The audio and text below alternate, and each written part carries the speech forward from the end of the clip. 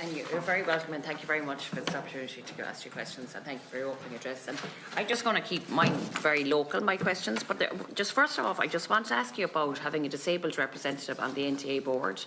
I know that has come up, that there hasn't been, you know, since 2020, there's been no disabled representative on the board. I'm just wondering, why is that, when there was a commitment? I know when Minister Shane Ross was Minister, there was a commitment that there would be on each of the boards, Bus Air and Irish Rail, and I'm just wondering why there isn't on the NTA. So we do have a disability committee that works very closely with the NTA. So it's made up of a number of different interests around different kinds of disability as well. They do report into the board and regularly meet with board members as well. And would you think it would be a good idea to have a specific person on the board? You know, that I suppose that was promised, like that.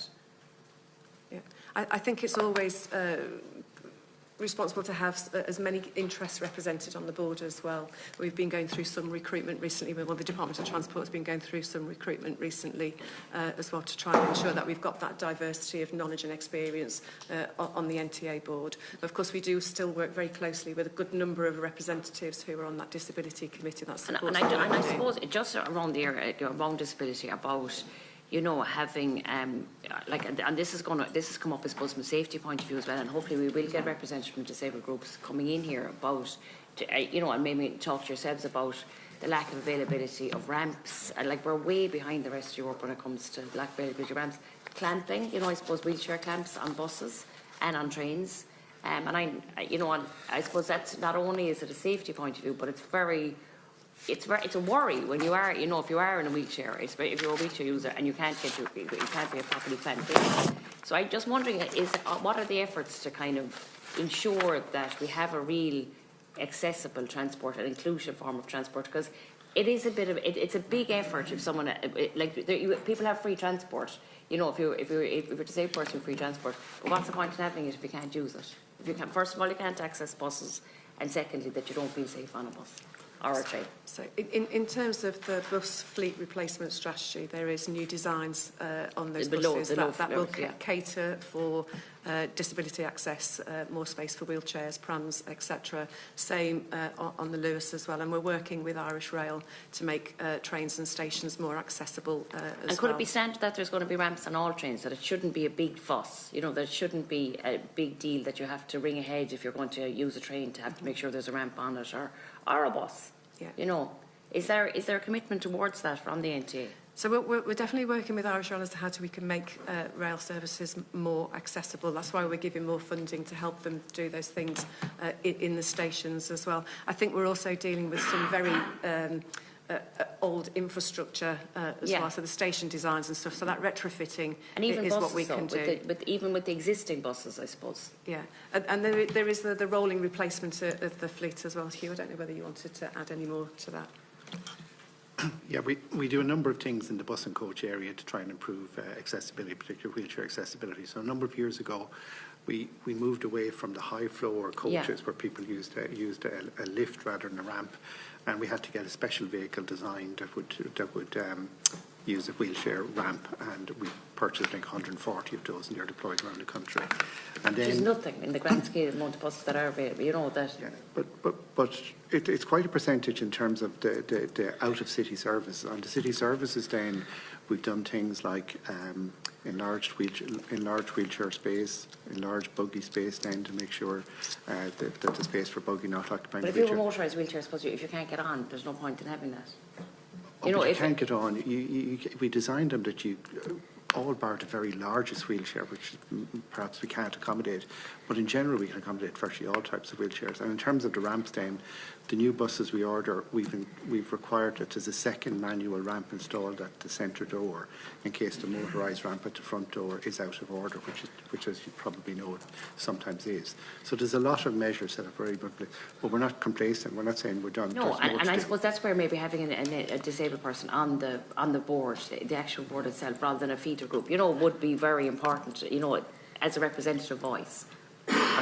It's also it is the Minister of Transport that appoints the people to our board. We don't. So I can raise it with him. That's perfect. And I just wanted to ask about specific I've been looking for an early morning commuter train, and we have, and I know I've met with Irish Rail, and there's been a lot of positive engagement from Mary Constantine around this.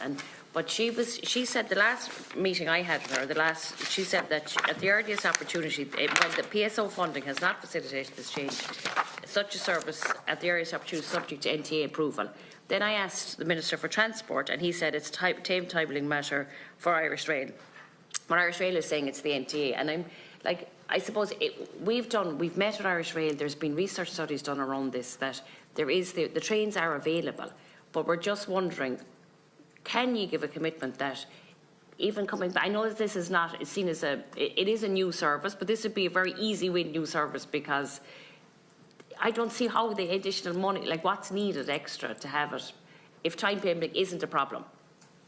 So we have to consider all of the requests that we get nationally in terms of new services, or increasing the capacity on existing services, or higher frequency of routes as well. So I think that the PSO funding that we have constrains us in terms of being able to do everything that we would like to do. So we have to manage it within that process as well. So Jeremy, I don't know whether. And how was it prioritised? Just regards that about just quickly, because this is related about, you're talking about new services, about, like a side note, I spoke with you and as well about, and you emailed me back about this, about saying about you have to tweak services for local links. We have sent in well, it wasn't me, it was the local groups in an area in Calry and Newtownmanor, so it's on the Sligo-Leitrim border. They've come together, they produced a business plan, they did everything they're supposed to do. They tweaked a route that they could see, this new route will take in an extra 3,000 passengers. But they don't know what they have to do to make sure that they're listened to. And I'm just wondering, have you had a chance to look at it? First of all, their submission, but also, how much does it take for the communities to come together to get this new service, when it is a matter of tweaking? Exactly what you said. That's what they've done.